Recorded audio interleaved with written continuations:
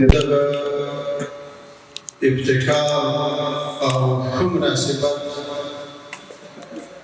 د پاللو او د هغه د یادګون په خاطر باندې چې د ارغوان د ګل په مناسبت باندې هر کال جوړیږي او یو لرغونی او تاریخي حیثیت لري.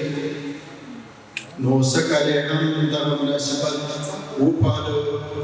د ولایت او د وقفته ارګانونو په همکاري باندې. نو د اطلاعات او کلتور وزارت د پروان ولایت د دغه ملګرو مسؤلینو هڅې ستایي او د قدر او عزت په سترګه ګوري. ورونو که څه هم ظاهرا به دغه د ارغوان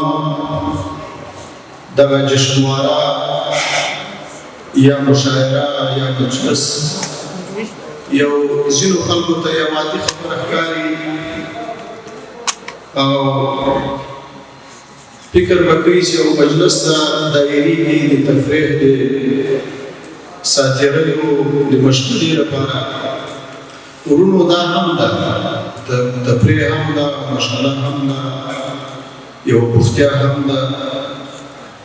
خو دا د دغه ولس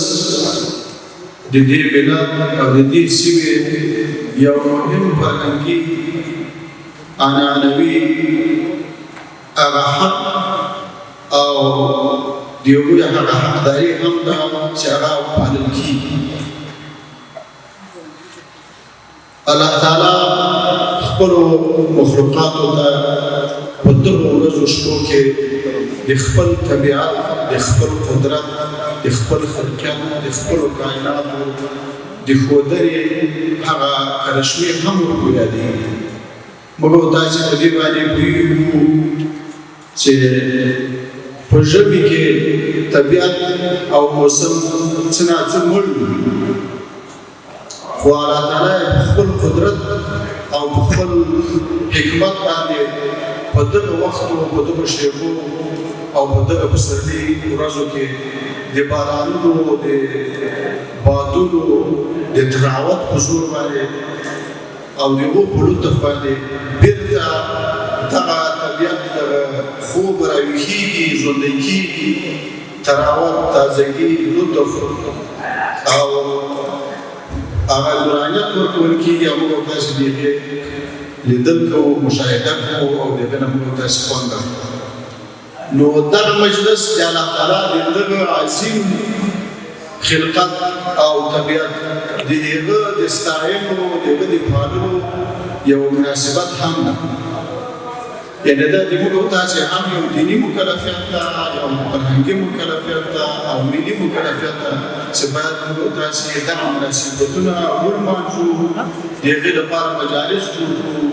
د هغه باید ستاینې وکړو، د شعر، د کلام، د نظم، د لیک، د حنجرې په توسط باندې د دې باید موږ او تاسې پیروي وکړو او هغه د هغه درناوی وکړو. ورونو دا یو مهم مناسبت ده، الله تعالی دې وکړي چې د موږ او تاسې دغه کال، دغه ورځې، دغه شپې په ښې خوشحالۍ، خوښیو او په تراوت باندې ترسره شي. ورونو د موږ او تاسې اوس چې زه پروان ولایت ته راتلمه، چې کومه فضا ما ولیدله، کومه ارامي ما ولیدله، کوم سکون مو ولیدل، له دې نه مخکې چې د اختر کومې شپې ورځې وې، رمضان مبارک تېر شو، کوم اطمینان او کوم خوند ولید چې خلکو له عبادتو، له خوښیو ورځو نه واخیستل، د دې ساری نه و. یعنې دوست او دښمن په دې باندې معترف وو. د موږ او تاسې هغوی ټینګو موظفینو څومره ستړیا وګالله، شپه ورځ ولاړو. الله تعالی د افغانانو باندې یو خاص مرحمت او لطف له مخې نه دغه شپې ورځې څومره ښې ورباندې تېرې کړې. نو ورونو موږ او تاسې باید د دغه نعمت او د دغه راغلي فضا د دې باندې موږ او تاسې شکر ادا کړو. اوس هم د موږ او تاسې هغه د دې وطن او د دې سیمې هغه بدبخته خلک چې هغوی همیشه او په تېرو څلورو لسیزو یا دوو لسیزو یا درې لسیزو کې هڅه کړې چې د افغانانو له مخ نه د خوښۍ او خوشحالۍ چې هغه د دوی په حق ده هغه یې ترې اخیستې په بېلابېلو نومونو باندې او چاته به یې ته پښتون یې چاته به یې ته تاجک یې چاته به یې ته ازبک یې چاته به یې ته هزاره یې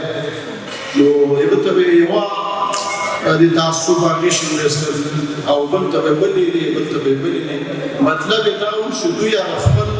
هوس هغه شیطاني هوس هغه دوی په دې کې پټ کړي او په دغه شکل باندې دا خلک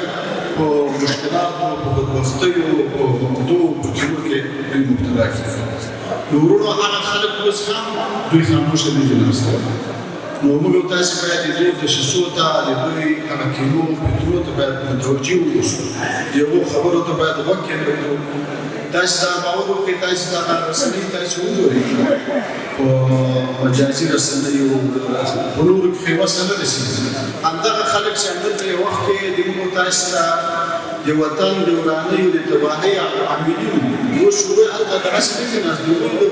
له څو چنده په زهرجن تبلیغاتو باندې هغوی لاس پورې ما بله شپه هم یو کلیپ ولیدل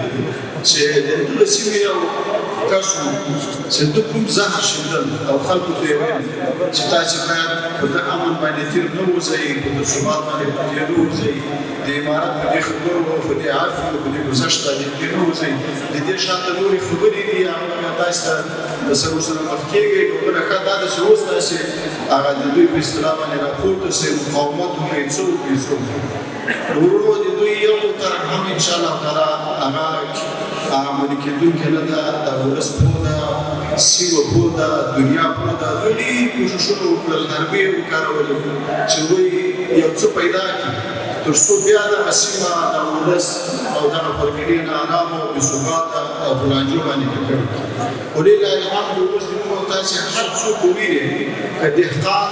ده که باسواده ده که بېسواده ده چې دلته په افغانستان کې نو تاسې که د هغو سره وګورئ هغوی به همدغه وایي چې موږ نور په افغانستان کې د یوې لحظې لپاره هم د ناامنۍ د بدامنۍ د مشکلاتو د کړاوونو هغه نه تاب لرو نه حوصله لرو او نه د دغو خلکو په خبرو باندې موږ تېروځو نو موږ او تاسې باید ښه متوجه اوسو د دوی زهرجنو تبلیغاتو ته په دې باید تېر نه وځو بیا خصوصا د پروان ولایت چې د افغانستان د بېلابېلو قومونو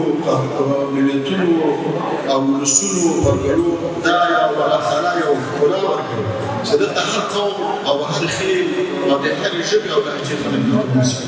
نو د دې سیمې هغه وحدت د دې سیمې هغه همبستګي د دې سیمې هغه ورورولي او قوت هغه باید موږ تاسې کلک وساتو دغه څوک چې موږ تاسې ته اوس دا خبرې کوي چې ته پښتون یې زه تاجک یم هغه ازبک ده دا د موږ تاسې دوستان دي دوی څلوېښت کاله دغه خبرې وکړو د دوی شاته به یو فلسفه یو هرباز خامخا پروژه به ورکړل سوې نو ورونو موږ تاسې باید پروان وساتو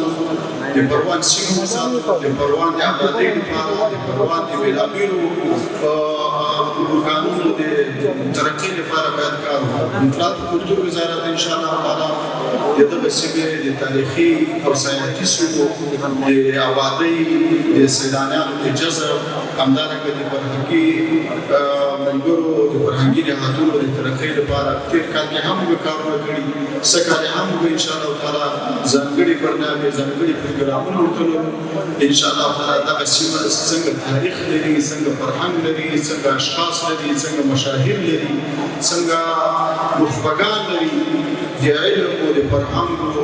د دیانت او د شجاعت په میدان کې انشاءالله تعالی د هغې به موږ کوو خدمت کوو او دا ځینې اسانتیاوې ورته لرو زه یو ځل بیا د دې مجلس